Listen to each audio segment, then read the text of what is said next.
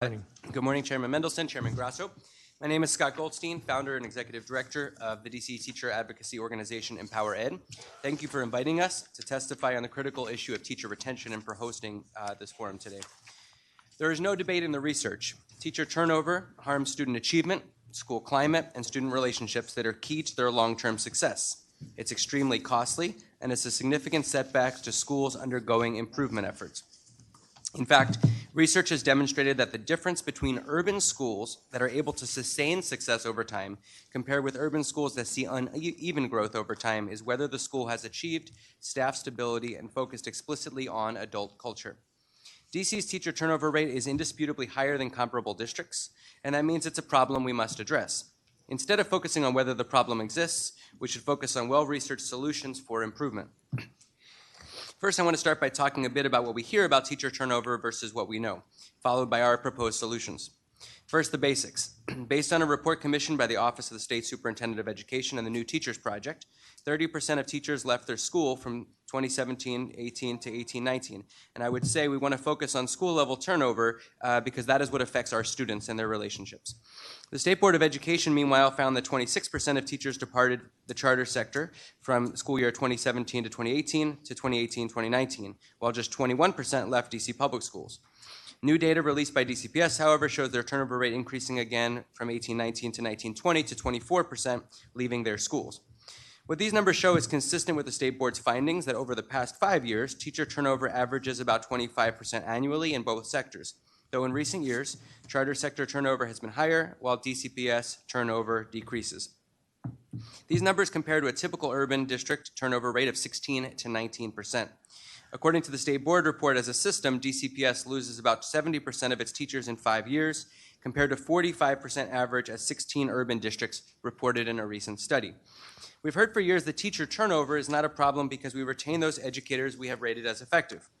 In DCPS, it's true that we retain most educators rated effective or highly effective by impact from year to year, but we still struggle to retain them in the 3 to 5 year range.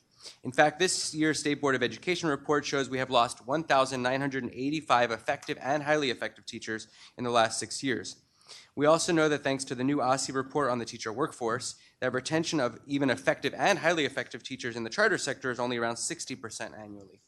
That's enormous turnover of effective teachers in that sector.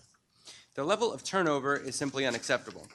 If Facebook, for example, had staff turnover of 25% and were testifying on Capitol Hill and said, well, we only lost our ineffective staff members, I think they'd be received by hearty laughter.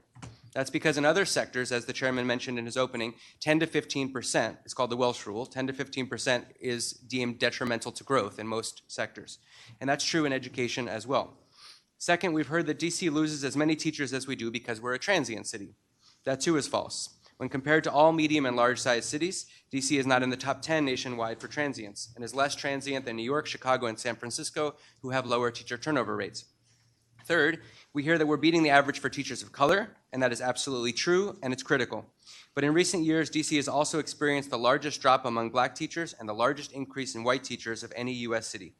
Because of the city's changing demographics and the corresponding decrease in the black student population, we still have closer to even representation, with 7% of our students identifying as black or African American and 58% of our students. On the other hand, we know that our Latinx representation gap is a chasm, a deeply troubling status quo for our Latinx students. The OSSI report showed that in Ward 1, 58% of our students are Latinx and just 15% of our educators, with similar numbers in Ward 4. EmpowerEd is focused specifically on closing this Latinx teacher representation gap in advocacy this year. Fourth, while salaries are not a major motivator in DCPS because they're strong enough to be a big contributor to turnover, we often hear DCPS salaries are $25,000 higher than the national average and among the highest in the country. Yet DCPS salaries are actually 21st among states when accounting for cost of living. We should be honest about cost of living because that can prevent teachers from staying in the district long term. We also know that salaries in the charter sector are often much lower and present serious racial and gender pay equity concerns. 25 charter schools have starting salaries under $40,000, below the DC living wage, and 35 schools have average salaries below $60,000 per the school's annual reports. We do know, both from data on DCPS exit surveys and the new OSSI report and years of testimony and discussion from DC teachers, that the top reasons teachers leave have been consistent: dissatisfaction with school leadership, School culture focused more on accountability systems than collaboration, and lack of teacher leadership opportunities. So what should we do? First, let's ensure continuous data. OSSI should be legally required to produce a yearly report on key teacher turnover in the district, including school percentages, long-term trends, and key demographic information. And I want to applaud the incredible and detailed report on the teacher workforce that came out this year, and it's a step in the right direction. We strongly support legislation advanced by the State Board of Education to be introduced by Chairman Mendelson to accomplish this aim. It's the bare minimum we should expect. Second, we need a universal exit survey for both sectors that gives continuous information on why teachers are leaving, information that should be public. Third, we need to move from evaluation systems to growth systems. Systems like impact should be replaced with models similar to peer assistance and review, models that promote collaboration and improve practice and instruction for kids rather than set up antagonism. Fourth, we should work to implement differentiated and teacher-led professional development, especially for mid-career and veteran educators.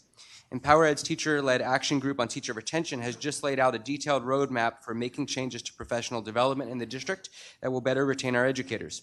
Professional development should be based on common teacher problems of practice.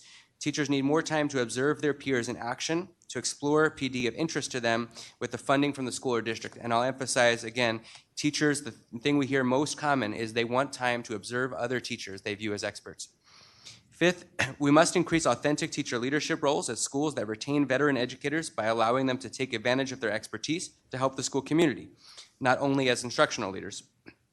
Sixth, schools should evaluate and implement part-time and flexible scheduling models, which some schools actually do have in DC, in the charter sector, especially to aid in the retention of educators who are new parents, where we see a big drop-off. There are schools that do this well, and the staffing models can and do work. Seventh, we need to create environments that facilitate strong mentorship relationships, but we must do so carefully because research also shows that over-formalized mentoring programs can actually harm teacher retention. EmpowerEd is currently experimenting with a pilot mentorship program through one of our teacher fellows at a DC charter school. The Learning Policy Institute estimates that the cost to an urban school system of losing each teacher is approximately $20,000 each. Using that figure, if DC could even reduce its turnover to the urban average, we would have saved $40 million over 5 years. That's an enormous amount of money, and if we think about the amount of the budget shortfalls in our schools, that's an interesting matchup with the funding gap. If we create environments of trust where teachers feel empowered, they learn from each other, they continuously grow, and where they thrive, they will stay. We're dedicated to making this happen, and EmpowerEd is currently working with a cohort of principals and teachers across both sectors to learn as a group on how to build relational trust, better share leadership, and retain experienced educators. There is nothing preordained about high turnover. We can fix this.